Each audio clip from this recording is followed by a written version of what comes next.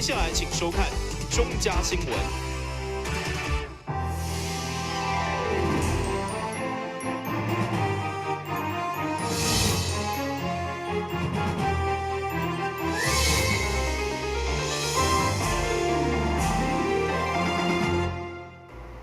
大家好，我是王祖和，欢迎收看7月12号礼拜4的中嘉台南地方新闻。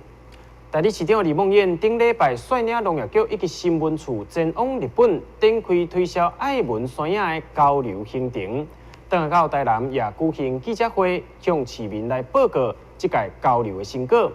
代理市长李梦燕表示，在日本、台南的山影品质以及介绍拢有竞争力，未来只要克服了保存期限的问题，山影的外销市场一定会愈来愈好。代理市长李梦燕顶礼拜四率领农业局甲新闻处前往日本展开着拓展爱文山影甲城市农业交流的行程，因为风台来到提早返来国内，12号也伫市府举行记者会。李梦燕表示，台湾的山影比日本的山影较俗，而且品质优良，相当有竞争力。未来也会针对着保存期限无够长这方面来做研究，拍拼来拍开着外销的市场。不管外形，不管香味，那么不管口感，都是很接近，那甚至各有各的特色，但是呢，我们的日本因为它的芒果很少，所以它的价位就刚刚局长讲的，一颗大概是台币500块，500块到550，那台湾的芒果，我们空运到日本，之后同样的等级，我们大概是250，250，所以我们价格大概只有它的一半，可是品质是一样的，所以咱的芒果在日本其实是非常有竞争力，而且非常有这个未来的销售的一个潜力，获利的潜力。那所以这一次也很特别，就是感谢裕毛屋的这个母企业裕元公司物流，那么协助我们，过去他们已经一直都有在做台湾的水果跟日本的超市的合作。这届参访行程，李梦燕也亲自到日本连锁超市店面，向日本消费者推荐台湾爱文山影，并且甲超市部门针对农业外销日本进行意见的交流。期待透过这届拜访日本行程，会当拍开着农业外销市场的通路。台湾新闻张伟忠采访报道。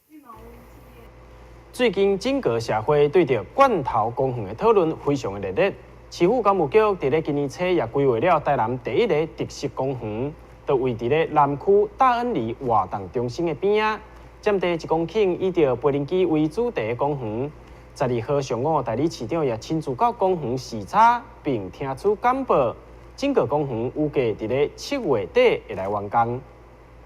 这座位伫南区大文里还未完工的公园，就是全台南第一座以飞轮机为主题的特色公园。市府工务局为了让小朋友会使有全新的游乐体验，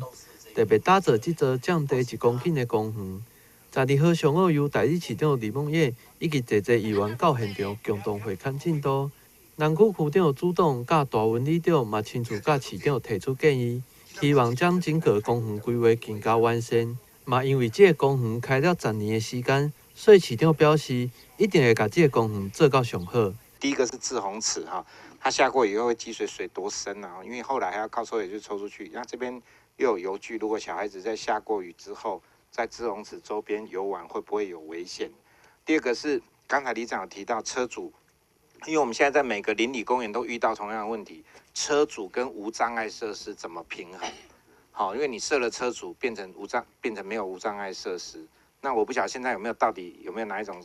比较好的车主是不用钱是2000车子进不来，但是又不会限制到无障碍设施的，就是大概这个是我们比较大的困扰。那这个公园无简单，咱会使讲争取10年啦，所以今仔日看到这个成果，可以说是非常的不容易，而且是一个很典型的咱变脏乱为美丽啦，化腐朽为神奇，尤其原来是足脏乱，而且是登革热的一个热区啦，即马有法度变清气，而且变公园，大家嘛足期待讲，这个公园不只是咱大恩里的邻里公园，也变成是咱南区一个很重要，因为1公顷外是一个算是不小的公园啊，变成一个，而且是让全台南市第一个用这个特色的游乐设施啊，游憩设施哈，而且不是有别于过去一般的都是罐头，好，咱讲罐头的那个溜滑梯啦哈，就该有把这个航空的这些意象、航空的这些特色把它加进来。所以这是真大家期待。公园有计伫7月底完工，因为拄啊好是暑假期间，嘛互家长会使带小朋友来佚佗。县市合并以来，市府积极建设会使互市民亲近、休闲以及运动的空间。1公顷以上的公园已经开辟23座，目前全台南市开辟的大小公园已经多达463座，总面积高达731公顷。嘛希望市民会使好好利用这个公园。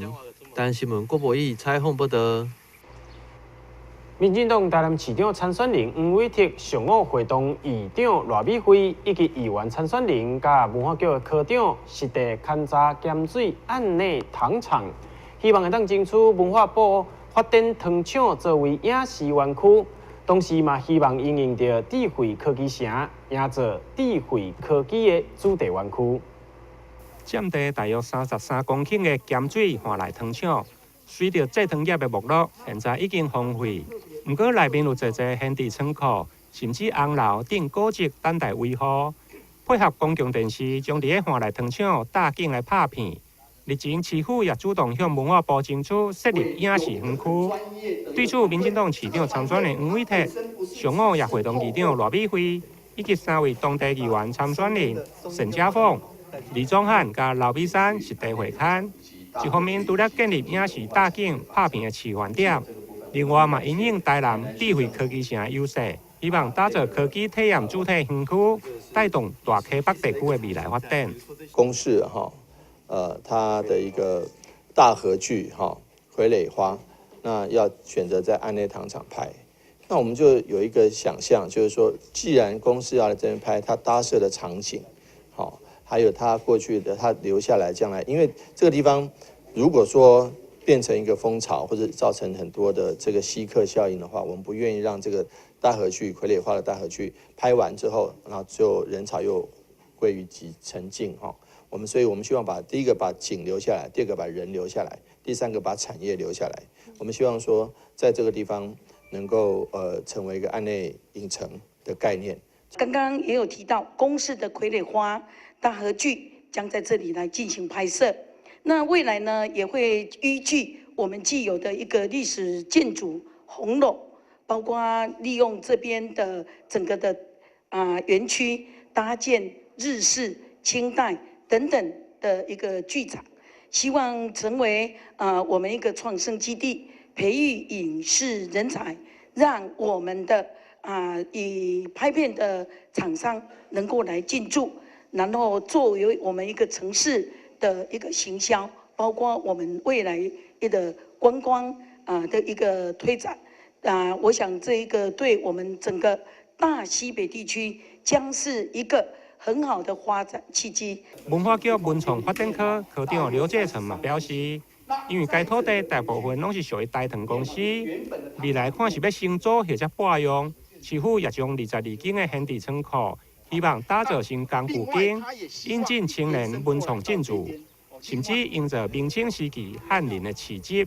希望带动台南的观光。台南新闻林根采访报道。国民党市长参选人高书博发言人团队12号伫咧市议会召开记者会批评台南市政府变作是民进党市长参选人黄伟哲的政策辩论单位，并且佫提供预算作为民进党青年领袖夏令营的指导单位，严重来质疑着市府的行政无中立，变作黄伟哲的拍手。高书博发言人团队市议员安玉芳、王家珍、林彦竹甲罗坤福12号召开记者会，质疑台南市政府是黄伟哲的拍手。除了为黄伟哲的政策来辩论以外，另外也提出为何由民进党主办的青年领袖营，煞由台南市政府来冠名指导，认为市府的行政无中立。这个活动民进党办的，怎么看？从左边看过来，右边看过去，都是100%的民进党在办的活动。这个活动，台南市政府你又扮演了什么角色？最让人不满的，大辣辣的进入校园内。当年民进党一口一声说党政军退出校园，这个活动如今大辣辣的进入校园。民进党所办的活动，为什么出现了我们的所谓的叫做指导单位是台南市政府教育局跟社会局？何时的台南市政府教育局跟社会局去做他的指导单位？那这明显的有申请经费，好，那既然有申请了经费，这检调来调查哦。我在这里呼吁检调必须进来调查这个问题。你看到这个经费的来源，包括台湾电力公司，这跟我们发电有关系吗？台湾电力公司是一个已经赔钱的单位，它需要为了特定政党培育特定人选来开班吗？台湾电力公司，这跟敦亲睦邻一点关系都没有。请问您在这样子的一个特定政党的活动里面，你扮演了什么角色？现在政府的资源他们全部都投入他们的选举。我相信这几年来大家都看得到，包括今麦喺文宣内面后市政府咧批评其他候选人啊，竟然有这个代志咧，市政府咧批评苏焕智啦。讲伊较早咧执政当下不好，有什么资格啊？他有什么资格批评那个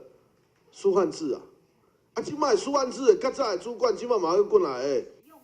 对此，台南市政府新闻处处长柯淑芬表示，鼓励少年人参与公共事务，培养思考批评的能力，是市府一直要打拼的目标。市府也甲各民间组织拢有类似的合作。这个应对是透过公私合作的方式，为国家培育人才，请大家毋通加做联想。台南新闻张文忠采访报道。休困一下，马上回来新闻现场。消灭登革热，仔细清扫，立即做。饮水机水盘若有积水，要倒干净。花瓶旧水倒在土壤中，可以避免再次积水养蚊。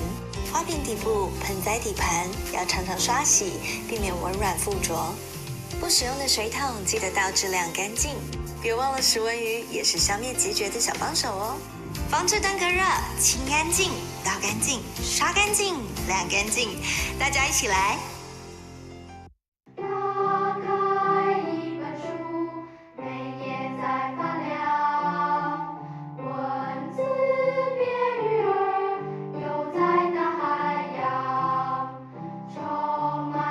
欢迎你和我一起来收看《非读不可》，台南爱读册。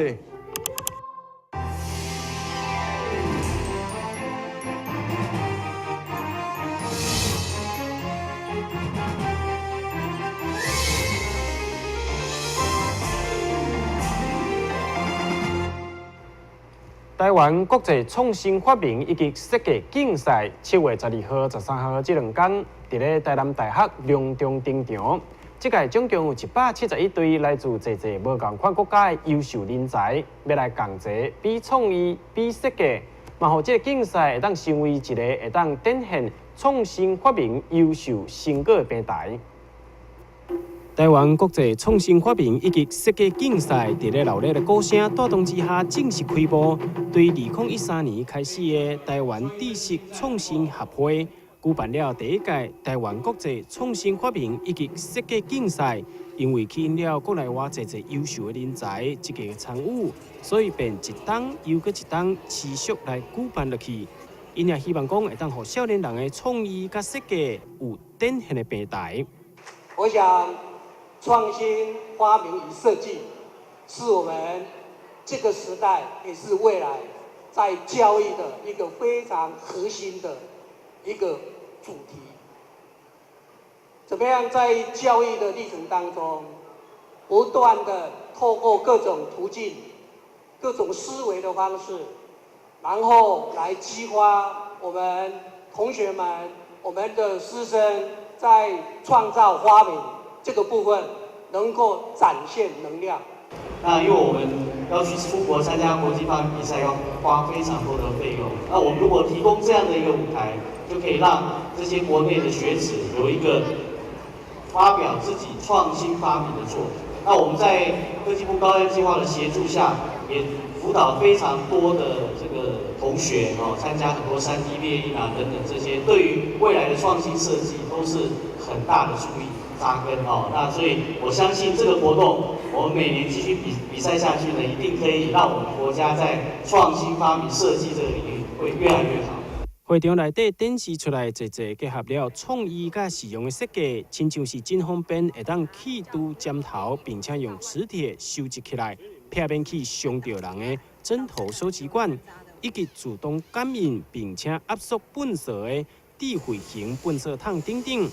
另外，将时下上界流行的无人无人机做适合台湾环境的改造，运用伫咧农业上，也成为会场当中引人注目的设计作品。我们特别为台湾设计这一台植保机，它是可以载重15公斤，然后喷洒高密度农药，然后以及我们还有另外2台，一台是长滞空的前导机，它可以往前飞行60分钟以上，然后进行我们的前导环境收集，以及还有我们信标的投掷。然后后面我们会有一台飞行90分钟的长滞空长滞空侦测机，它去侦测我们喷完撒完药之后，我们的环境如何，再送到我们的后端进行资料分析。今年参加171个队伍，有来自美国、来自日本、法国、新加坡等等的国家。伫咧30位国际评审的专业评分以后，各队组的第1名也将会得到 TIKI 上悬公认的金牌奖。台南新闻网采访报道。市府文化局今年首度以着微电影的方式，要来宣传台南七夕爱情嘉年华的活动。微电影以着新的角度去观看每一位伫咧台南的人，因所面对的爱情难题，以及因所追求的愿望等等，充满浪漫气氛的微电影，透过镜头，互咱抢先来看。出头白痴，中了傻蛋，你为什么这么不坦率？我好想再看到你哦，好想。怎么样？我真的好喜欢他哦，可以让我再看到他吗？遇到陷入爱情的人，心中会充满了期待、疑问甲失望，并且转作为祈求神明帮助家己作为主要的观点。这出令人絮语微电影，就是伫咧描写台南这座恋爱之城看过的城市，每一位陷入爱情的人，因的故事，这也是文化局今年首度用微电影的方式。要来宣传着台南七夕爱情嘉年华的活动。一部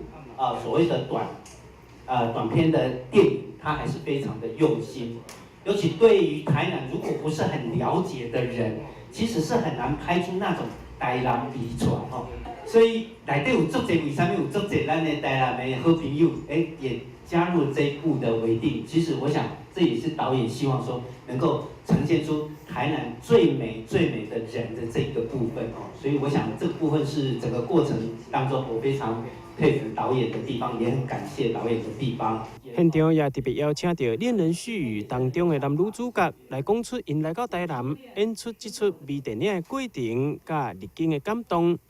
导演黄明正嘛表示，这出微电影希望会当用元老这个台南爱情的守护神，以伫咧天上关注众生的角度来呈现这出微电影。这个神月老之神，他可以听得到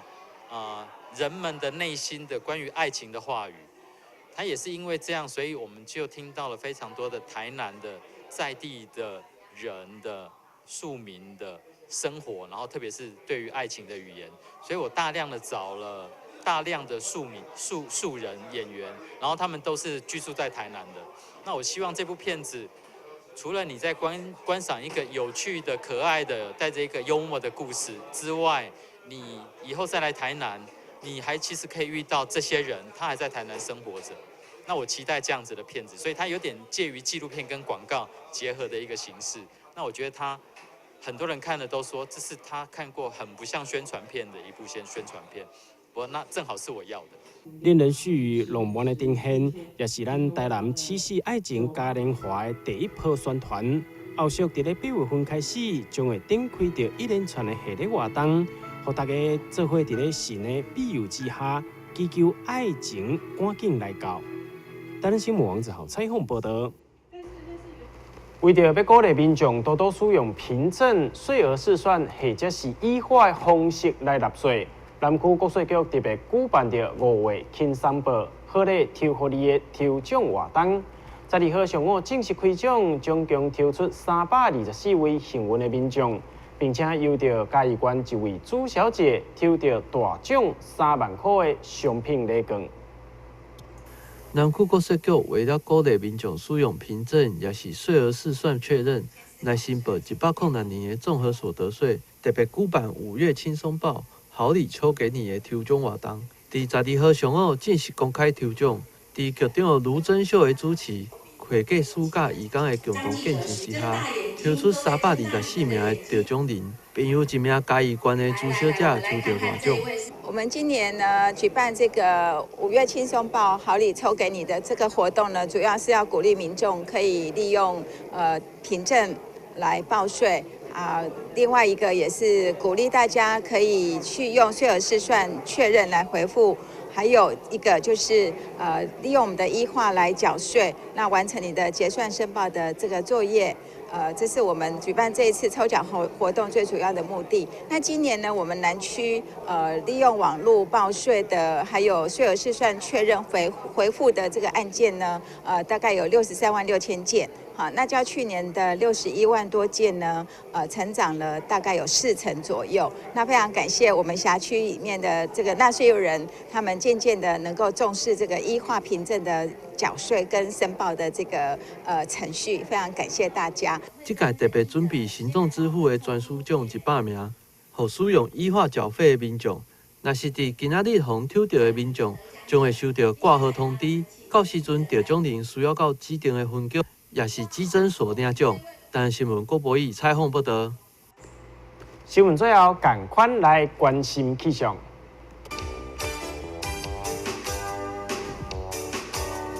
明仔载天气多云短暂阵雨，或者是雷雨，温度27度至32度，落雨几率是4成。海面平均风力5级到6级，上大阵风9级。真感谢你来收看到7月12号的中嘉台南地方新闻，我是王祖和，咱再会。